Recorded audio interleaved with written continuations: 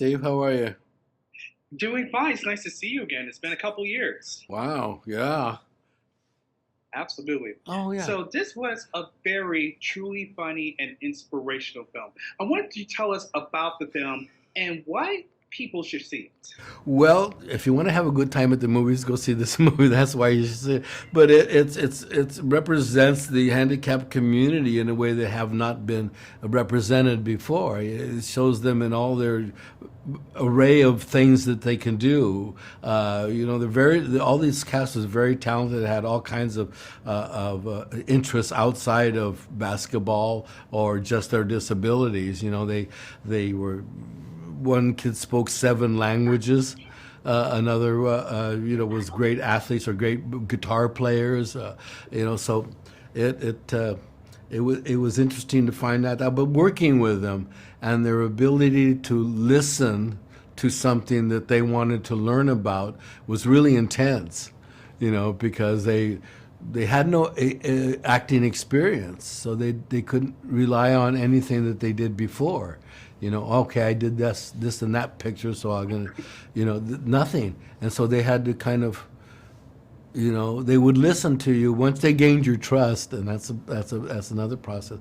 Once they gain your trust, then they would leap off a cliff for you. Absolutely. And trust is greatly important, especially Yeah. with these actors and this film. Yeah. Tell us about your character of Julio because he runs the rec center Yeah, yeah. and he's in charge of the friends. So tell us about it. Yeah. Well, I've seen a lot of these guys that run rec centers. I played basketball all my life, and I was always in the gym. And those guys that ran the gyms and the community centers, I played in a lot of them. And you can see how they were in charge of a lot of things at the same time, because basketball and having this team was just part of the activities that the rec center did, and they were like, there was a ping pong tournament that I had to go to that I couldn't go with them to the basketball game because other people in the community needed attention too. But you could see the love and the care that he had for everybody under his care, and he really took care of them. You didn't really find out much about his private life because that wasn't that important, but was evident about how he cared for his flock. So Absolutely. And this is not your first rodeo with Woody Harrelson. What no. is it like to reunite with him and work with him on Champions?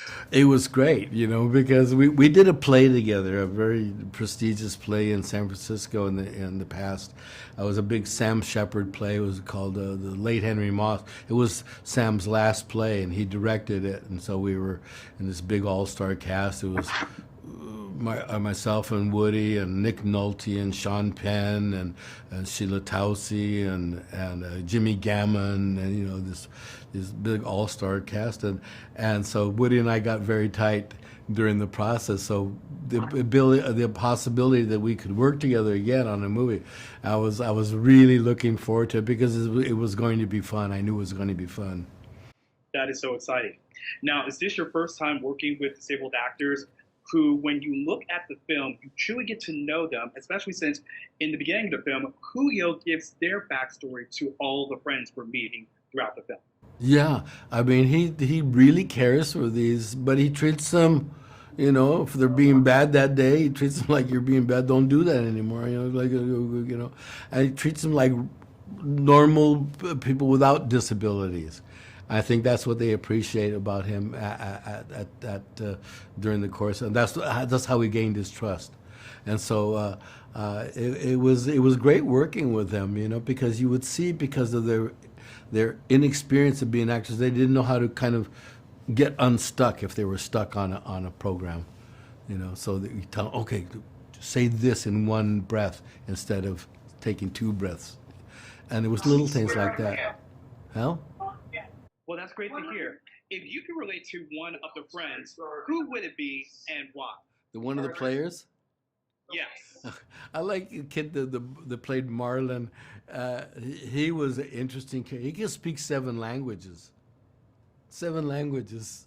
I can barely speak two. and, You and me both. my wife is Russian. She speaks five languages. I think she's the smartest person in the world. But he can speak seven languages.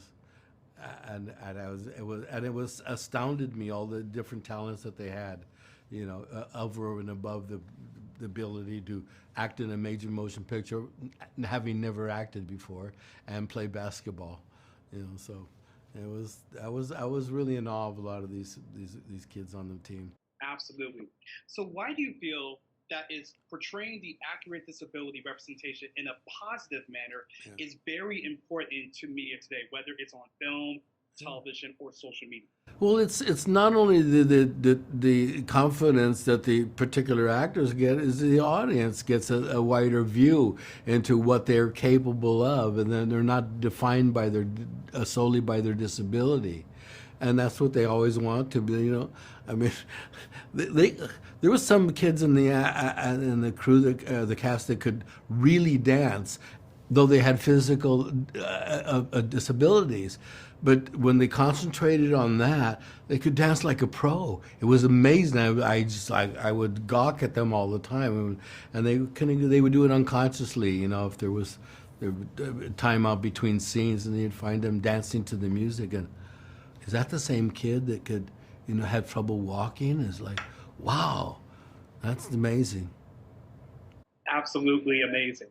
Now, you have recently collected Chicano art, and now it's on display in a museum in Riverside, California, which I got to see the CBS special, which is so amazing.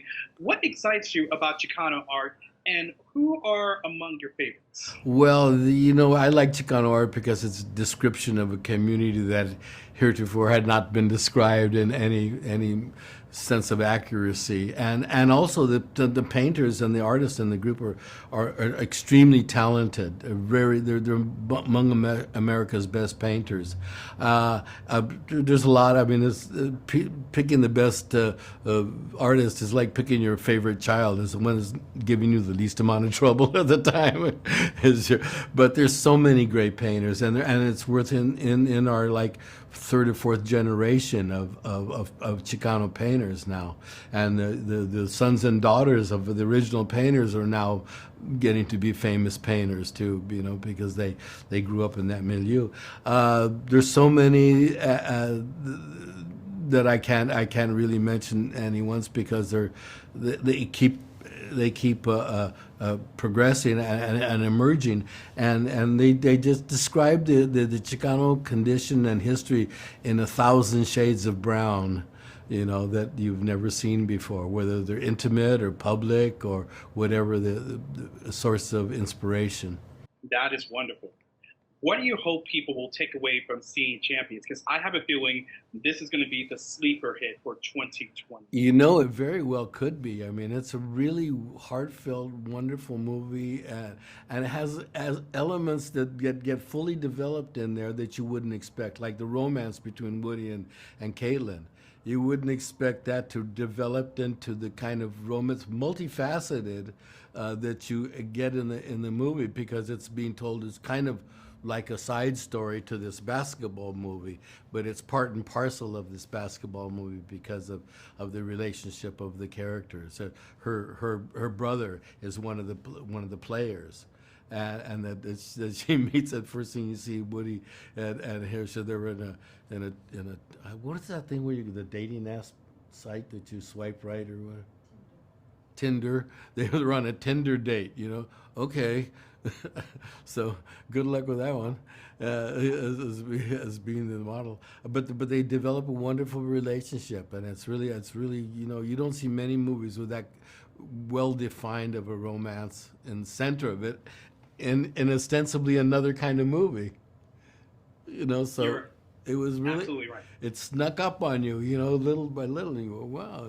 And I thought Woody was wonderful in this movie. He was just, he's a real iconic actor, not in the Moses kind of sense, but in the everyman kind of sense. Absolutely. And Cheech, you are amazing. The cast is amazing. I'm so glad I got to see this film and to talk to you about it. And I hope there's a third interview coming down the road. Thank you so much. We hope so. Thank you very much, man. You have a good one. Have a good day Thank now. you.